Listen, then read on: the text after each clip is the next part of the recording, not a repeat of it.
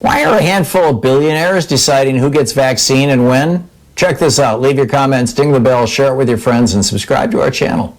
Right now, Nick Dearden is on the line with us. Let me just get over to put Nick on the line. There we go. And Nick is the director of Global Justice now. He's a regular contributor to The Guardian and other news outlets. He's the author of a book called Trade Secrets and a founder of the UK's Stop Trump Coalition. The website, globaljustice.org.uk, and you can tweet Nick at either Global Justice UK or Nick Dearden, Dearden 75. And Nick, you're writing about, or your organization is talking about a people's vaccine. We've got the world desperately in need of 7 to 14 billion doses of vaccine. We've got literally hundreds or thousands of companies all around the world in various countries, and dozens of them here in the United States, that routinely manufacture vaccines, but they're not manufacturing COVID vaccines because our patent laws are restricting it to a relatively small number of companies that are making some really serious money on this. What's wrong with this picture? Hi, Tom. Thanks for having me on again. Yeah, that's right. At the moment, what we're looking at is some really serious inequality as to who has any chance at all of getting a vaccine within the next few months and those who don't. And if you look at where the vaccines have all been bought and where they're going to, surprise, surprise, huge numbers have been bought by rich countries. Huge numbers of people in southern countries, in the developing world, haven't even sniffed a vaccine and are nowhere. I mean, there was a report out recently saying that many countries may not be able to vaccinate their population until 2023, 2024. So this is really frightening. Some people are calling this a vaccine apartheid.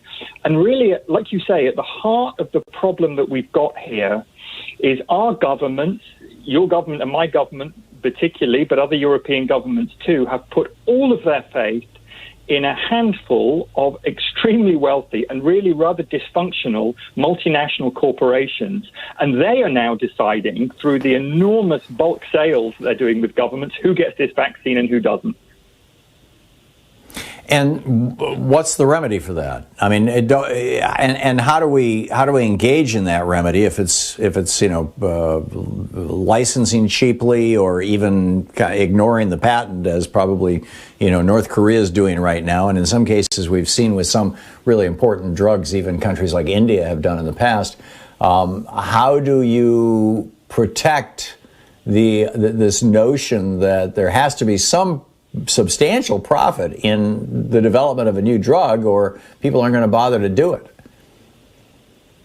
Well, yeah, it's really interesting that people think that, putting an enormous, the ability of pharmaceutical corporations to monopolize this drug for the next 20 years at least and make huge profits from it during that time. I know some companies have said they won't profit during the pandemic, and of course that's welcome, but they hold this patent for decades.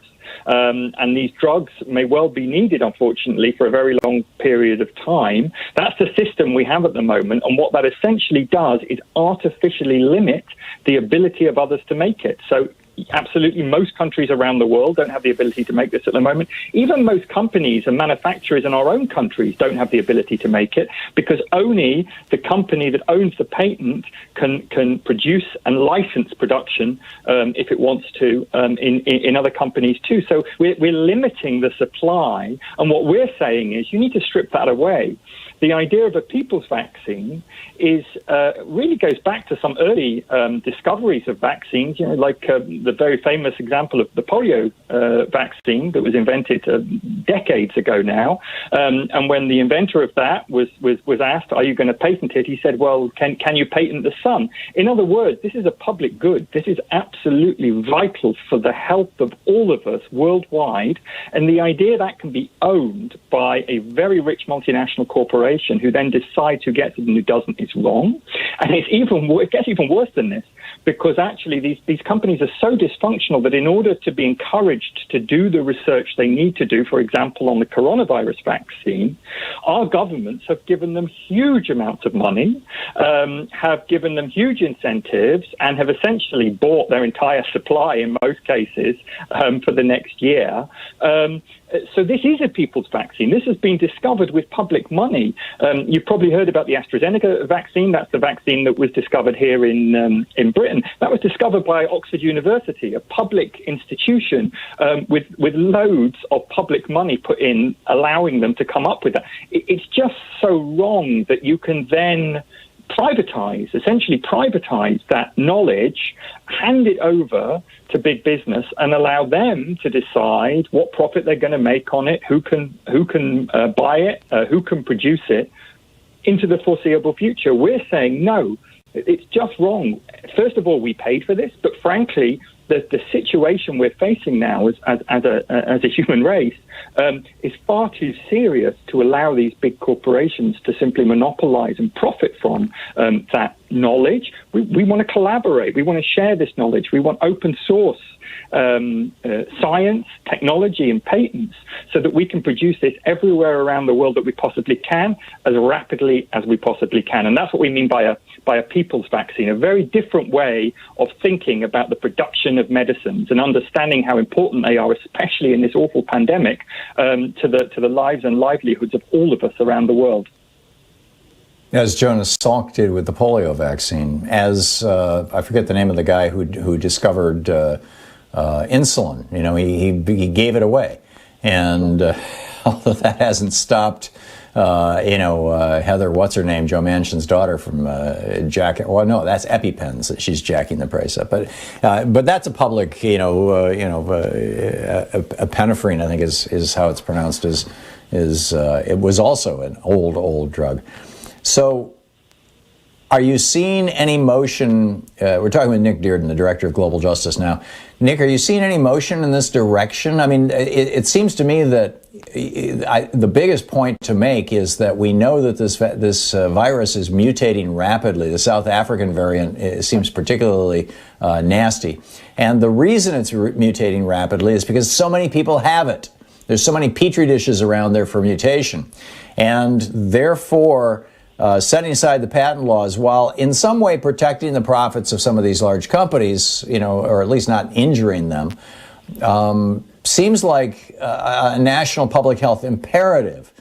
We have about 45 seconds to the break. What should we do, and is there any motion anywhere in the world to do it?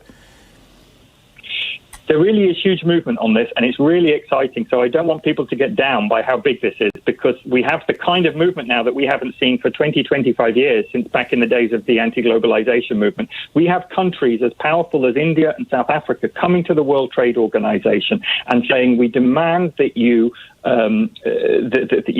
halt the application of international patent law, of international trade law that prevents us being able to get hold of and produce this vaccine. And they are supported by almost every southern government in the world. It is only governments like mine and yours that are holding out against this proposal at the moment. So there is everything to fight for. This is a really exciting time, and I believe we can make serious inroads into actually getting the kind of people's vaccine that we need. And I really urge people to get involved in the campaigns in their own countries who are watching this and make this happen.